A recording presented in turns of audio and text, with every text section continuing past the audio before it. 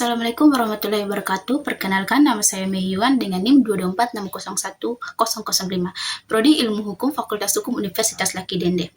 Baik, dalam rangka memenuhi tugas mata kuliah Hukum Pidana Internasional dengan dosen pengampu Pak Saiful Arifin SHMH.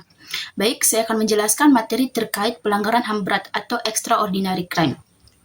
Melalui pembahasan kali ini, saya akan membedah tuntas mulai dari dasar hukum internasionalnya melalui Statuta Roma, asas-asas kewenangan ICC atau International Criminal Court, hingga bagaimana implementasi kodifikasi hukumnya di Indonesia. Mari kita mulai pembahasannya. Teman-teman semua, sebelum kita terlalu jauh mengenal pelanggaran HAM berat atau extraordinary crime yang ada di seluruh dunia, ada baiknya kita mengetahui dasar-dasar hukum pidana internasional. Baik, di sini saya akan menjelaskan apa itu Statuta Roma 1998 dan Mahkamah Pidana Internasional yang biasa kita sebut dengan ICC atau International Criminal Court. Baik, Statuta Roma merupakan pilar utama dalam penegakan hukum pidana internasional modern. Instrumen pidana hukum internasional ini secara resmi disahkan pada tahun 1998 pada sebuah konferensi diplomatik di Roma, Italia. Setelah memenuhi syarat ratifikasi yang ditentukan, Statuta Roma mulai berlaku secara efektif pada tanggal 1 Juli 2002. Berdasarkan mandat utama statuta ini, didirikanlah sebuah lembaga peradilan permanen yang dikenal sebagai International Criminal Court atau ICC atau Mahkamah Pidana Internasional yang berkedudukan di Den Haag, Belanda. Kehadiran ICC bertujuan untuk mengakhiri impunitas bagi para pelaku kejahatan yang serius yang menjadi perhatian masyarakat internasional secara keseluruhan. Berdasarkan ketentuan normatifnya, ICC atau International Criminal Court memiliki yurisdiksi untuk mengadili 4 kejahatan internasional utama, yaitu pertama, kejahatan genosida atau genocide, diatur secara spesifik dalam pasal 6 Statuta Roma. Kejahatan ini mencakup segala bentuk peraturan yang dilakukan dengan maksud atau internal untuk menghancurkan atau memusnahkan seluruh atau sebagian kelompok bangsa, etnis, ras, atau agama tertentu. Kedua, yaitu kejahatan terhadap kemanusiaan atau crimes against humanity, diatur dalam pasal 7 Statuta Roma. Kejahatan ini merujuk pada perbuatan yang dilakukan atau bagian dari serangan yang meluas dan sistematis yang ditujukan secara langsung kepada penduduk sipil. Ketiga, yaitu kejahatan perang atau war of crimes, diatur dalam pasal 8 Statuta Roma. Kejahatan ini mencakup pelanggaran berat terhadap hukum humanity international atau hukum konvensi Jenewa tahun 1949, baik dalam konteks konflik bersenjata internasional atau konflik bersenjata non-internasional. Perbuatan yang dilakukan meliputi pembunuhan sengaja terhadap tawanan perang, penyiksaan, dan penghancuran harta benda. Yaitu kejahatan agresi atau act of aggression, diatur dalam pasal 8 bis Statuta Roma. Kejahatan ini mengacu pada tindakan yang dilakukan oleh seseorang yang memiliki kendali untuk mengendalikan atau mengarahkan tindakan politik atau militer suatu negara, berupa penggunaan kekuatan bersenjata oleh suatu negara terhadap kedaulatan negara lain. Saya akan menjelaskan alasan terbentuknya ICC atau International Criminal Court.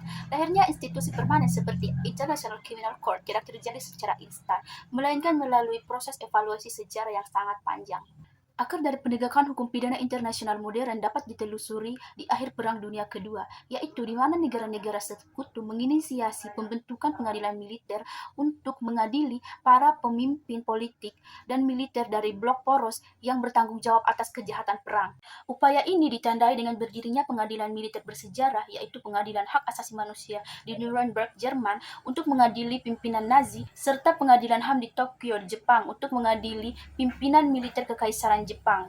Kedua pengadilan ini melakukan prinsip fundamental bahwa setiap individu, termasuk kepala negara atau para pejabat tinggi, dapat dimintai pertanggungjawaban pidana secara personal di tingkat internasional. Evolusi berlanjut beberapa dekade kemudian ketika Perserikatan Bangsa-Bangsa mulai merespon krisis kemanusiaan yang terjadi pada era 1990-an melalui pembentukan pengadilan pidana internasional yang bersifat sementara atau ad hoc. Pengadilan tersebut adalah ICTY atau International Criminal Tribunal for the Former Yugoslavia yang dibentuk pada tahun 1993 untuk mengadili kemanusiaan di wilayah bekas Yugoslavia, serta ICTR atau International Criminal Tribunal for Rwanda yang didirikan pada tahun 1994 untuk mengadili tragedi kemanusiaan dan genosida yang terjadi di Rwanda.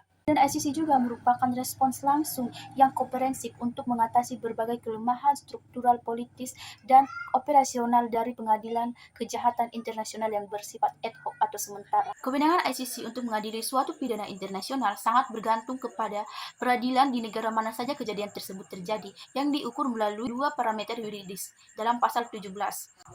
Pertama adalah prinsip ketidakmauan negara atau unwillingness, lalu kedua prinsip ketidakmampuan negara atau inability. Baiklah, akhirnya kita sampai kepada pengaturan hukum pelanggaran HAM berat di Indonesia.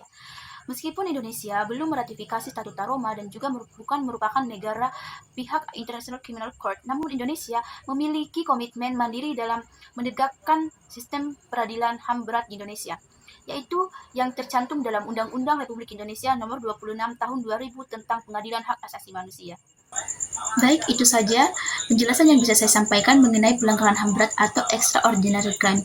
Semoga apa yang sudah saya sampaikan bisa bermanfaat dan bisa menambah wawasan kita semua. Terima kasih. Wassalamualaikum warahmatullahi wabarakatuh.